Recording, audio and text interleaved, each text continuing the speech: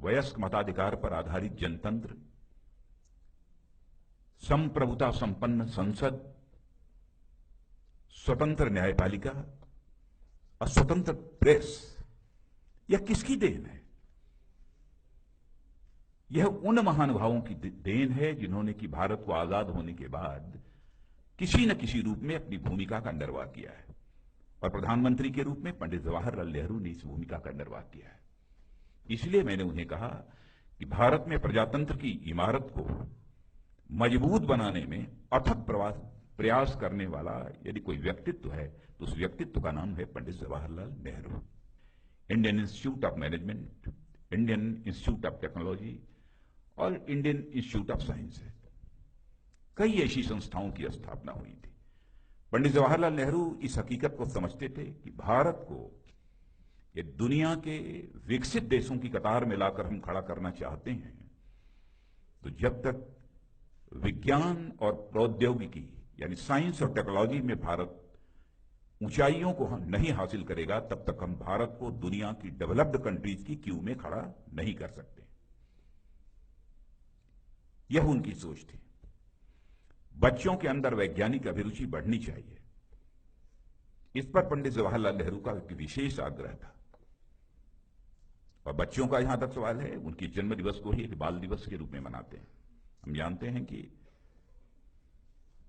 वो मानकर चलते थे कि देश का भविष्य यदि कोई है तो आज का हमारा ये बच्चा, बालक, यही देश का भविष्य है। इसकी योग्यता, प्रतिभा, क्षमता में यदि विकास होगा तो भारत इस देश की योग्यता, प्रतिभा और क्षमता में विकास होगा। यह उनकी सोच थी। जब उनका स्वर्गवास हुआ था, देहावसान हुआ था, केवल भारत के समाचार पत्रों में ही उनके बारे में बहुत कुछ लिखा गया हो ऐसा नहीं था, बल्कि मैं कह सकता हूं कि दुनिया के जो ताकतवर देश माने जाते हैं, जो विकसित देश उस समय माने जाते थे, वहां के समाचार पत्रों ने प्रमुखता से पंडित जवाहरलाल नेहरू के व्यक्तित्व के बारे में लिखा था और उसकी भूरी भूरी उन्होंने प्रशंसा की थी। अंतर्राष्ट्रीय स्तर का यह एक व्यक्तित्व था पंडित जवाहरलाल नेहरू का। एक बार जब स्वेज नहर को लेकर एक विवाद खड़ा हुआ था, अरब देशों और इजराइल के बीच जब संघर्ष हुआ था, तो उस समय अरब देशों का भी पश्चिमी देशों के ऊपर, माने अमेरिका वगैरह के ऊपर भी कोई बहुत विश्वास नहीं रह गया था। कौन हस्तक्षेप करे, कौन मध्यस्थ की भूमिका निभाए ताकि यह संघर्ष अरब देशों और इजराइल के बीच यह समाप्त हो जाए। हो तो नहीं पाया था, लेकिन नाम यदि उस समय के राष्ट्रपति आइजनहावर ने यदि सोचा था किसी का, तो पंडित जवाहरलाल नेहरू का नाम सोचा था। माने इस अंतर्राष्ट्रीय स्तर का ऐसा एक व्यक्तित्व पंडित जवाहरलाल नेहरू का।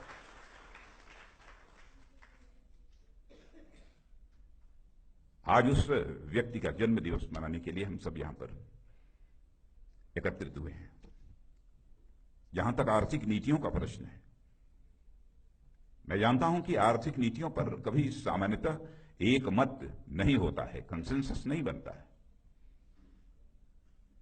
लेकिन मैं उनकी सूझबूझ की मैं दाद देना चाहता हूं, उसकी मैं प्रशंसा करना चाहता हूं कि आजादी हासिल होने के बाद ही उनकी जो अर्थ नीति थी, इकोनॉमिक पॉलिसी थी, वो बहुत ही प्रैक्टिकल थी, व्यवहारिक थी, फॉर साइटेड थी, दूरदर्शी थी। मिक्स्ड इकोनॉमिक पॉलिसी को उन्होंने आगे बढ़ाया था, मिश्रित अर्थव्यवस्था को उन्होंने आगे बढ़ाने का काम किया था पंडित जवाहरलाल नेहरू ने। पब्लिक प्राइवेट पार्टनरशिप उस समय शुरू की थी, और आज भी उस पब्लिक प्राइवेट पार्टनरशिप की अहमियत को कोई नकार नहीं सकता है। माने आर्थिक क्षेत्र में भी एक अपनी सोच थी उनकी, एक ऐसा व्यक्तित्व था। और उस समय सारी दुनिया जबकि दो ध्रुवों में, रूस और अमेरिका, बटी हुई थी, बाईपोलर पॉलिटी पूरे वर्ल्ड की थी, इंटरनेशनल पॉलिटी ये बाईपोलर थी। कुछ देश रूस के साथ थे, कुछ देश अमेरिका के साथ थे। यह साहस करना कि नहीं, न रूस के साथ न अमेरिका के साथ हम किसी के साथ अलाइंड नहीं होंगे, किसी के साथ हम जुड़कर नहीं चलेंगे, बल्कि नॉन अलाइंड मूवमेंट, निर्गुट आंदोलन यदि चलाने का काम यदि किसी ने किया था तो पंडित जवाहरलाल नेहरू ने किया था। यह साहस का परिचय उन्होंने दिया। क्योंकि बड़ी बड़ी ताकतों से तो सब घबराते हैं, चाहे व्यक्ति हो अथवा देश हो, लेकिन उस समय भी नॉन अलाइंड मूवमेंट को चलाना ये कोई छोटी बात नहीं थी। पंडित जवाहरलाल नेहरू ने चलाया था। ऐसे व्यक्तित्व, हाँ, जहां तक मेरा भी प्रश्न है, उनकी बहुत सारे कुछ ऐसी नीतियां हैं जिन पर कि व्यक्तिगत रूप से मैं अपने को भी सहमत नहीं कर पाता हूं। लगता है कि कहीं ना कहीं कुछ रह गया हो।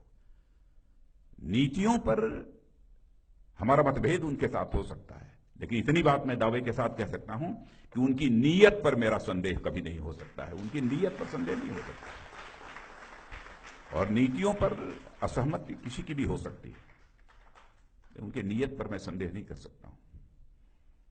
और हमारे जैसा व्यक्तित्व जो पंडित जवाहरलाल नेहरू को देखता है, तो मैं सच बतलाऊं, बहुत सारी नीतियों से असहमति होने के बावजूद मैं पंडित जवाहरलाल नेहरू को राजनीतिक आईने में नहीं देख पाता हूं, नहीं देखता हूं। यदि मैं पंडित जवाहरलाल नेहरू को देखता हूं तो राष्ट्रीय आईने में मैं देखता हूं पंडित जवाहरलाल नेहरू को, राष्ट्रीय आईने में देखता हूं, और देखना भी चाहिए। भारत के वो पहले प्रधानमंत्री, और उस विराट व्यक्तित्व का जन्मदिन मनाने के लिए हम सब एकत्रित हुए हैं। मैं तो यह मानता हूं कि ऐसे व्यक्तित्वों का जब जन्मदिन मनाया जाता है, उससे सबसे बड़ा लाभ क्या होता है।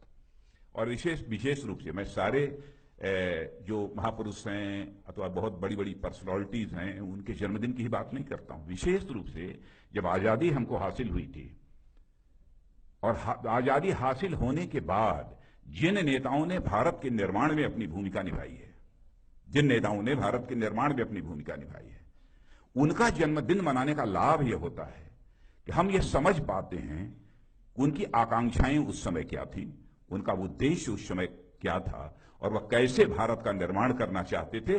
इन सब सारी चीजों को हम समझ पाते हैं, इसीलिए उनका जन्मदिन मनाते हैं, इसीलिए उनका जन्मदिन मनाते हैं। आज इस पंडित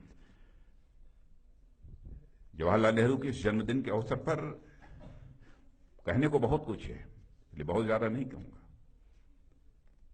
लेकिन मैं कभी सोचता हूं कि उनके जिस प्रकार के परिवार में वो पैदा हुए, और पिताजी का जो एक हैसियत है, कोई एक स्तर उन सब की थी, एक चीज पर मुझे जरूर आश्चर्य होता है कि भाई ये इंडस्ट्रीज की बात करते थे, बड़े बड़े प्लांट्स, स्टील प्लांट्स वगैरह की बात की उन्होंने, और किया भी उस समय, बहुत कुछ किया उन्होंने।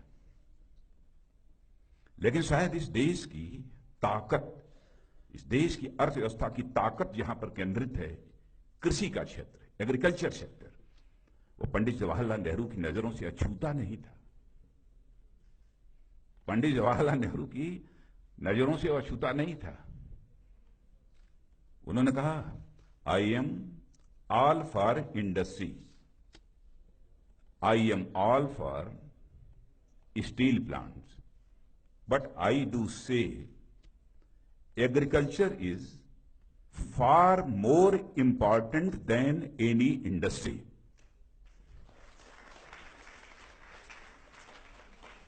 एग्रीकल्चर को भी अपनी नजरों से उन्होंने ओझल नहीं होने दिया। इस हकीकत को उस समय भी वो समझते थे कि केवल औद्योगिक विकास के माध्यम से हम इस देश की समस्याओं का समाधान कर पाएंगे, सभी नवयुवकों को हम रोजगार दे पाएंगे, अथवा इनकम डिस्पैरिटी, आमदनी की विषमता को हम मिनिमाइज कर पाएंगे, यह संभव नहीं है। शायद इसीलिए उन्होंने कहा कि हमारे लिए इंडस्ट्री, स्टील प्लांट से भी ज्यादा महत्व यदि है तो देश की कृषि का है, कृषि क्षेत्र का। ऐसे एक विराट व्यक्तित्व जिनका जन्मदिन है, मैं हृदय की गहराइयों से उनकी स्मृति के प्रति सम्मान की अभिव्यक्ति करता हूं, और वो हमारे बीच नहीं है, इसलिए मैं अपनी तरफ से श्रद्धांजलि भी उन्हें अर्पित करता हूं।